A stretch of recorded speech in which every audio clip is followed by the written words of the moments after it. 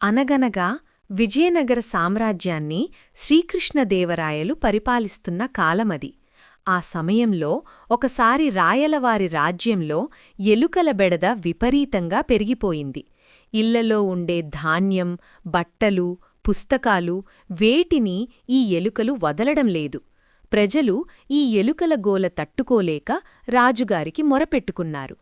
ప్రజల కష్టాలు విన్న రాయలవారు మంత్రులతో చర్చించి ఒక ఉపాయం ఆలోచించారు. నగరంలోని ప్రతి ఇంటికి రాజధనాగారం నుంచి ఒక పిల్లిని ఇవ్వమని ఆజ్ఞాపించారు. అంతేకాదు, ఆ పిల్లికి రోజూ కడుపునిండా పాలు పొయ్యడానికి ప్రతి ఇంటికి ఒక మంచి పాడి ఆవును కూడా ఉచితంగా ఇచ్చారు. ఈ ఆవు పాలు కేవలం పిల్లి కోసమే వాడాలి. పిల్లిని బాగా మేపి ఎలుకలను తరిమికొట్టాలి అని రాజుగారు కఠినంగా చెప్పారు. రాజ్యంలో అందరూ పిల్లులను తీసుకున్నారు. మన తెనాలి రామకృష్ణకు కూడా ఒక పిల్లి, ఒక ఆవు వచ్చాయి. ఇంటికొచ్చాక రామకృష్ణ ఆలోచించాడు. మనిషికే తాగడానికి పాలు లేవు, అలాంటిది ఈ పిల్లికి రోజూ ఆవు పాలు పోయడమ్మా, ఎంత అన్యాయం అనుకున్నాడు. పైగా ఆవు పాలంటే రామకృష్ణకు చాలా ఇష్టం. ఎలాగైనా ఆ పాలు తనే తాగాలి అని నిర్ణయించుకున్నాడు. కాని రాజుగారి ఆజ్ఞను ధిక్కరిస్తే శిక్ష పడుతుంది. అందుకే ఒక తెలివైన పని చేశాడు.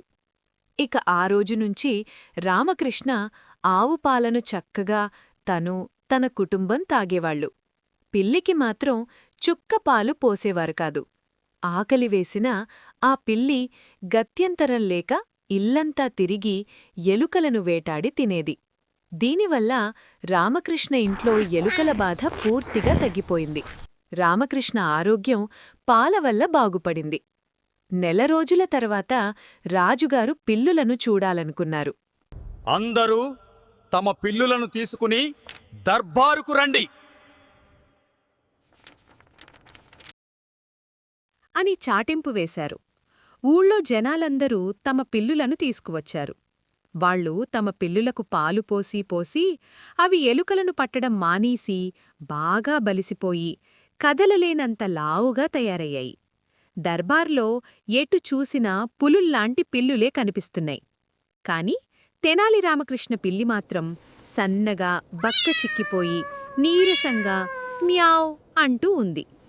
రాజుగారు కోపంగా రామకృష్ణ వైపు చూసి, ఏమయ్యా రామకృష్ణ, అందరి పిల్లులు ఏనుగుల్లా ఉంటే నీ పిల్లి మాత్రం ఇలా ఉందేంటి? అసలు నువ్వు దీనికి పాలు పోస్తున్నావా లేదా అని గద్దించారు. దానికి రామకృష్ణ చాలా వినయంగా నమస్కరించి, ప్రభూ, నా పిల్లి మిగతా పిల్లుల్లాంటిది కాదు. ఇది చాలా నిష్టగల పిల్లి, పుట్టుకతోనే సన్యాసి. దీనికి పాలు అస్సలు ముట్టదు. ప్రభూ, దీనికి ప్రాపంచిక సుఖాల మీద ఆశ లేదు, కేవలం గాలి పీల్చుకుని బతుకుతోంది అని చెప్పాడు. రాజుగారు నమ్మలేదు. పిల్లి పాలు తాగకపోవడమా అబద్ధం? ఇప్పుడే రుజువు చేస్తా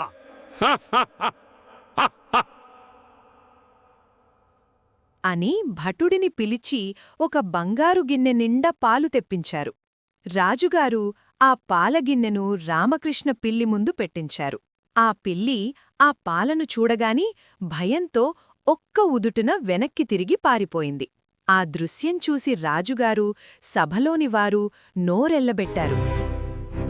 నిజమే రామకృష్ణ, పిల్లి పాలు తాగడం లేదు, సరికదా పాలను చూసి భయపడుతోంది. అసలు దీనికేమైంది రామకృష్ణ?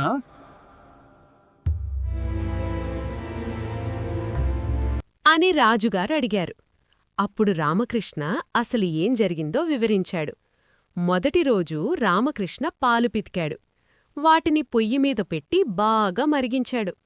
పాలు మరుగుతుండగా ఆ వేడివేడి పాలను ఒక గిన్నెలో పోసి పిల్లి ముందు పెట్టాడు. పాపం ఆకలితో ఉండ పిల్లి ఆవురావురుమంటూ గబగబా పాలు తాగడానికి నోరు పెట్టింది. అంతే, కాలుతున్న పాలు తగలగానే దాని నాలుక భగ్గున కాలింది. మ్యావ్ మ్యావ్ అని అరుచుకుంటూ అది వెనక్కి పరిగెత్తింది. ఆ దెబ్బతో దానికి పాలంటేనే భయం పుట్టింది. తెల్లటి ద్రవం కనిపిస్తే చాలు నాలుకమంట గుర్తుకు వచ్చి పారిపోయేది. రాజుగారు రామకృష్ణ వైపు చూసి, మరి ఇది ఏం తిని బతుకుతోంది? అని రాజుగారడిగారు. ప్రభు పాలు తాగకపోవడం వల్ల ఆకలికి అది ఏలుకలను వేటాడి తింటోంది. అందుకే నా ఇంట్లో ఏలుకల బెడద కూడా లేదు.